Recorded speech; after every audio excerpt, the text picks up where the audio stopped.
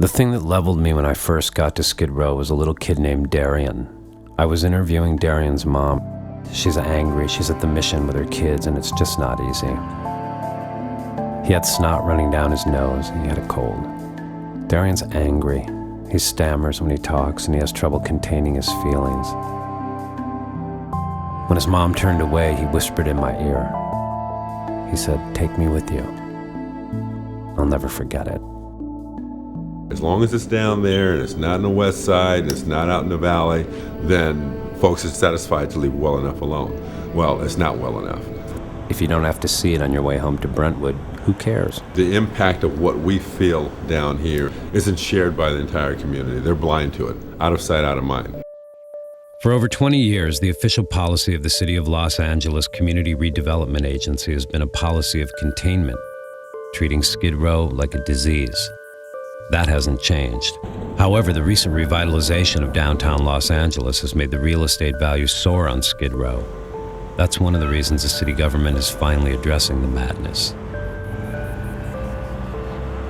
There have been over 10,000 arrests of homeless people under the Safer Cities initiative. Some call it homeless cleansing. Apparently, the current solution of the mayor, city council, district attorney, and police chief is to house people in county jail, state prison, and to displace them.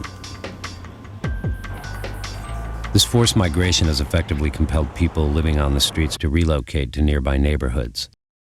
But the 50 extra cops and the one-time Safer Cities money will soon be gone.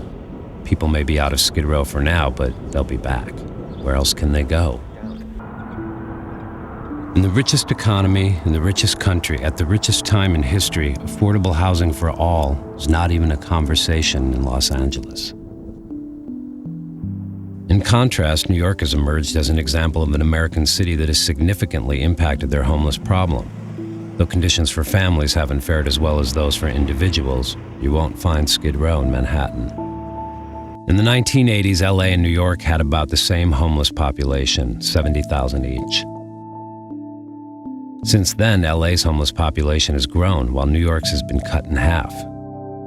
New York has created over 16,000 units of permanent supportive housing, while Los Angeles has created less than 400. The bottom line is the solution to homelessness is finding out a way to help people maintain housing. The current draft of the mayor's housing strategy calls for the creation of 2,200 units of permanent supportive housing over the next 5 years for the 40,000 homeless people in the city of Los Angeles. It's a sophisticated numbers game, this homeless count stuff. It all depends on who's doing the counting, what their agenda is. Who knows for sure how many homeless men, women, and children there are in Los Angeles, or where they'll be sleeping tonight. The political will has not been there to end homelessness on Skid Row. If you motherfucker down here is black. All that money, all this place. Culture of downtown, the culture of chaos. I made money, I made a lot of money. I said, God, if you get me out of this. Families just grow up in this and have kids, and their kids grow up in it. They're beautiful. And now he's saying his name's nobody? I just told you my name! You live in a street? You live in the street? No, he live in the street. We need a catalytic action from our political leadership, and we just don't have it. We get a lot of lip service. This is a huge problem for the community, not just for the social service providers downtown or the people that are affected by the condition of homelessness, but for the community. We're losing an awful lot of potential, human potential. People say, what can I do? Well, anything and everything you can think of. Talk about it, blog about it, read about it, meditate, chant, say a prayer, write a check, call a congressman, call the mayor, go to a benefit, go to Skid Row and talk to somebody who's there living on the street. Meet them.